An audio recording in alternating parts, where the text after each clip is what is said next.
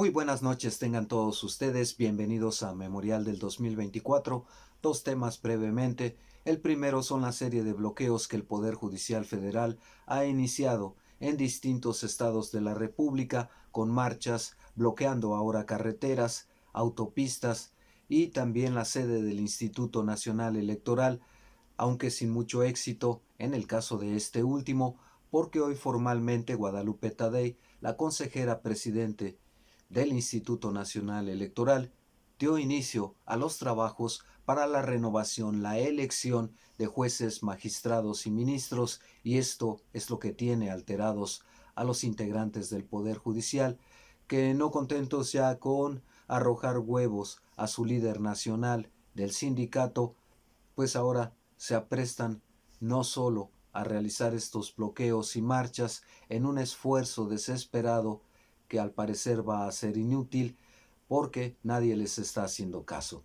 Siguen insistiendo en que tanto la Cámara de Diputados como la de Senadores, lo mismo que el presidente de la República, las legislaturas locales y ahora Guadalupe Tadei, desatendieron estos mandatos judiciales de suspender el proceso de reforma al Poder Judicial Federal, y la verdad es que ninguna de estas instancias, que son bastantes y centrales para la reforma, el Congreso de la Unión, la Presidencia de la República, los congresos estatales y ahora quien estará a cargo de la elección de nuevos integrantes del Poder Judicial, como es el INE, pues no le han hecho en absoluto caso, y es previsible que sigan radicalizando sus posturas por lo menos de aquí a que tome posesión Claudia Sheinbaum, porque su suspensión de actividades está programada para terminar el 1 de octubre.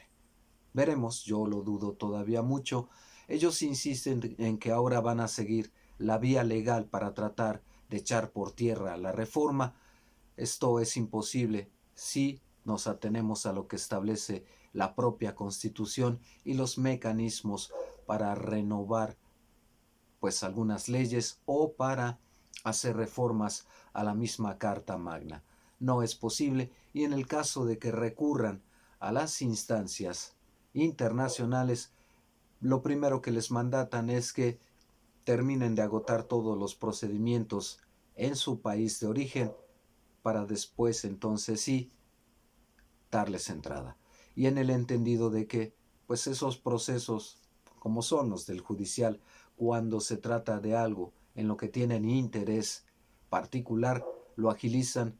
Cuando se trata de cuestiones fundamentales, de fondo, como son los crímenes de lesa humanidad de los que han sido acusados tanto Calderón como Ernesto Zedillo, o fallan en contra o tardan los siglos de los siglos. En fin, de todos modos no hay poder humano, como se ha dicho ya más de una vez, de que esto lo puedan echar atrás las instancias del Poder Judicial, por más jueces, ministros y magistrados que se involucren en ello. No va a ser tarea sencilla para las oposiciones impedir la reforma al Poder Judicial.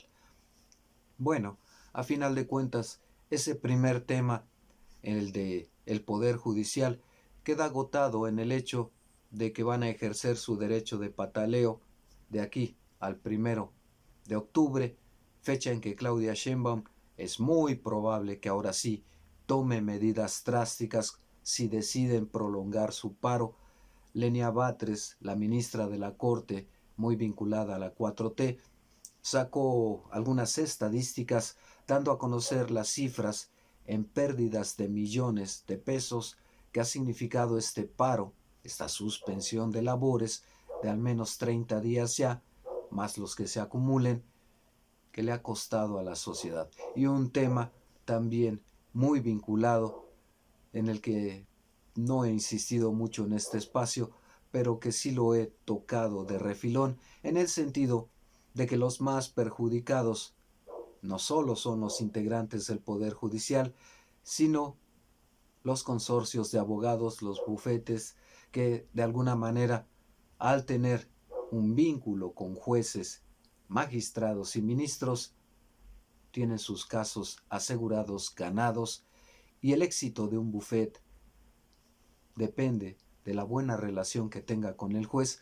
Si no hay relación y si no hay ofrecimiento de por medio, hasta ahí llegaron.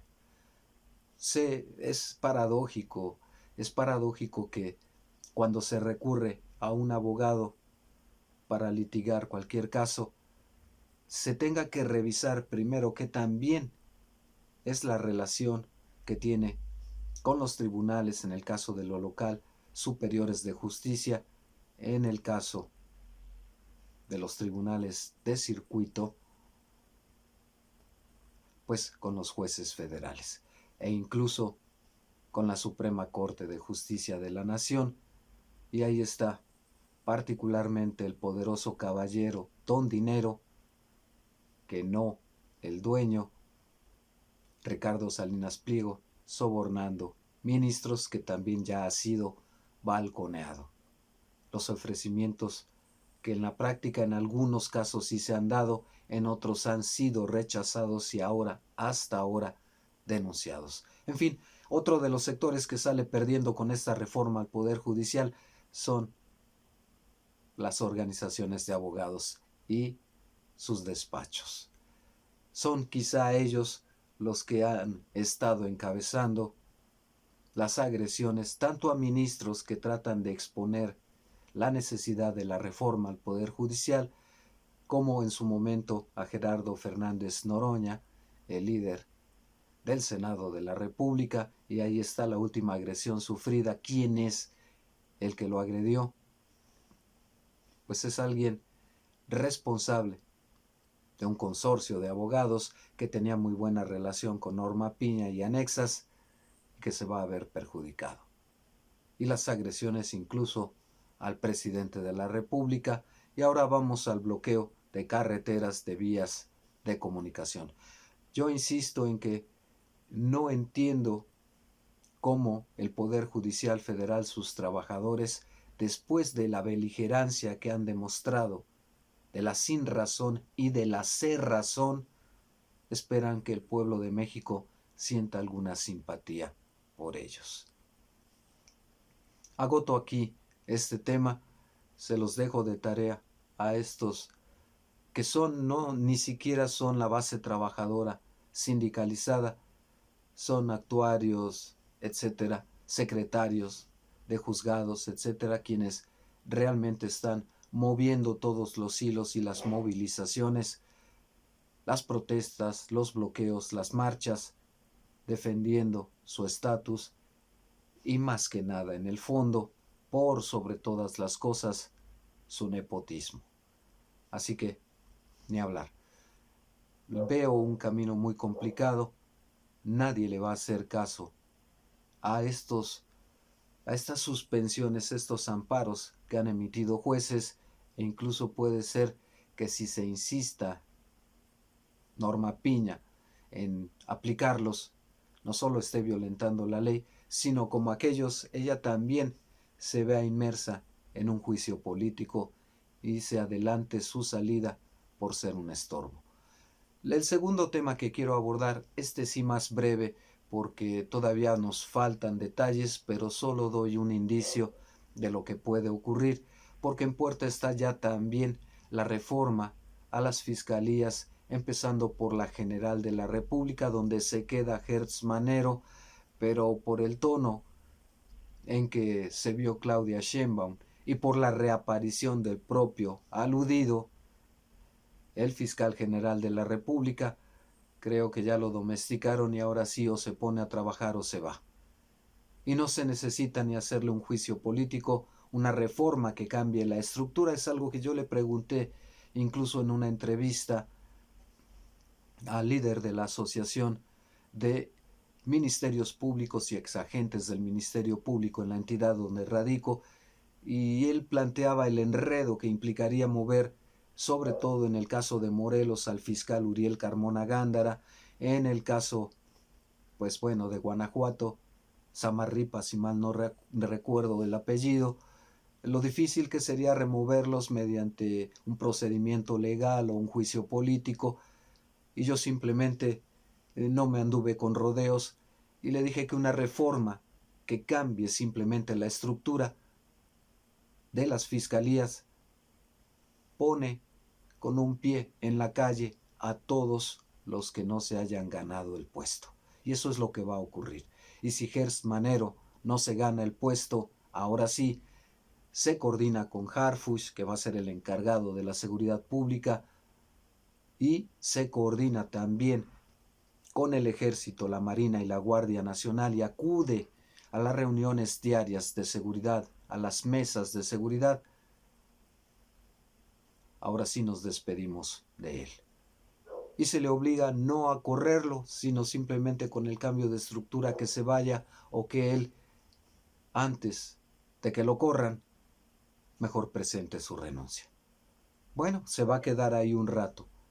Da resultados, adelante. No ofrece un cambio real, hay que decirle adiós. Como a todos estos fiscales en los estados y todavía en algunos otros hay procuradurías, en fin, así de descoordinado está el aparato de procuración de justicia en el país. Y hay que corregirlo. Es algo que reclamaba mucho la oposición, que hay que hacer urgentemente antes que pensar en la reforma al Poder Judicial. Esto ya viene en puerta, pero sí queda claro que lo primero que había que renovar era el Poder Judicial Federal, no solo por el rezago enorme que hay en la atención al pueblo, sino fundamentalmente porque está subordinado hoy todavía a los intereses de los grandes potentados, lo mismo que los extranjeros. Por eso había que renovarlo, porque no queremos un poder que, dice la oposición, es contrapeso, no, es oposición también a toda reforma que provenga de la 4T, se llame Andrés Manuel López Obrador y ahora dentro de una semana en la presidencia de la República sea Claudia Sheinbaum. Se va a seguir oponiendo y va a encontrar cualquier nimiedad, si no hubiesen cambios, para echar por tierra cualquier reforma.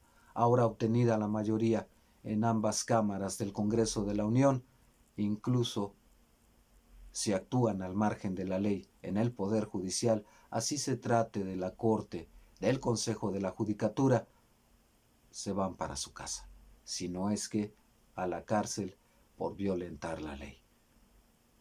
Había que empezar por ahí, pero ya se está perfilando el cambio y se comenzó de la Fiscalía General de la República, se perfila el cambio para los fiscales en las entidades. En esta entrevista que yo le hice al presidente de la Asociación de Ministerios Públicos y Exagentes del Ministerio Público en la entidad donde radico, pues yo creo que no se la esperaba, no tuvo más que reconocer que efectivamente si hay un cambio en la estructura, un diseño institucional distinto, nuevo, eso necesariamente obliga a la salida del fiscal en turno sin necesidad de un juicio político, de nada que se le parezca un procedimiento legal. Ninguna acusación incluso. No me detengo solo en eso. Me parece que la impunidad con la que han actuado, en el caso de Morelos, Uriel Carmona Gándara y Samarripa, se me va el nombre del de Guanajuato, pero es fácil de ubicar porque lleva casi 15 años en el cargo y la delincuencia ha crecido en esa entidad federativa que pertenece al PAN también desde hace mucho tiempo, pues simplemente demuestran que no se pueden ir solamente así, con un cambio de diseño institucional, sino que urge sin que sea cacería de brujas, aplicarles una sanción. Me viene a la memoria el caso de la joven cuyo cadáver fue abandonado en las inmediaciones de Tepoztlán y que desembocó en un pleito entre las autoridades Fiscalía de Morelos, Uriel Carmona Gándara, y Ernestina Godoy, entonces fiscal de la Ciudad de México, y Claudia Sheinbaum, porque la familia de la joven no quedó convencida con el tipo de necropsia y el fallo que habían dado con respecto a las causas de la muerte en la Fiscalía de Morelos. Ellos hicieron la propia y demostraron que no era como decía la Fiscalía de Morelos y comenzó un pleitazo. Se demostró que Uriel Carmona Gándara también tenía nexos con el asesino de la joven y sigue ahí tan campante. Por eso insisto que sí, excelente que se vayan, ya sea vía cambio, una reforma que modifique el diseño institucional, pero estos individuos, particularmente en casos como el de la joven que cito ahora, y como esos hay muchísimos, no se pueden ir así impunes. Yo esperaría y creo que también los padres de las víctimas y en general toda la sociedad estaríamos de acuerdo en que no se vayan así y se les finquen responsabilidades. Uriel Carmona Gándara ha gastado millones de pesos, tanto en los amparos que le permitieron salir de Almoloya de Juárez, donde ya había estado preso, y volver a ocupar su cargo, como en tramitar otros para que no lo pesque otra vez la justicia federal, con todo y que fue desaforado en el Congreso de la Unión. Cosas como estas no pueden quedarse impunes. Así que a la par de las reformas, yo esperaría que fiscales como esos, el de Morelos y Guanajuato, rindan cuentas tras las rejas. Veremos. Me parece que por ahora se están conformando, que no es cosa menor, con simplemente quitar el estorbo. Y la justicia, porque esto también persigue eso, la justicia, ¿cuándo? Y no me equivoco al decir que lo mismo se preguntan los padres de miles de víctimas, no solo en Morelos y Guanajuato, sino en todo el país. ¿Hasta cuándo la justicia? Hasta aquí por ahora. Comentarios, críticas, sugerencias son bienvenidos. Denos un like, suscríbanse, cuídense mucho. Hasta pronto.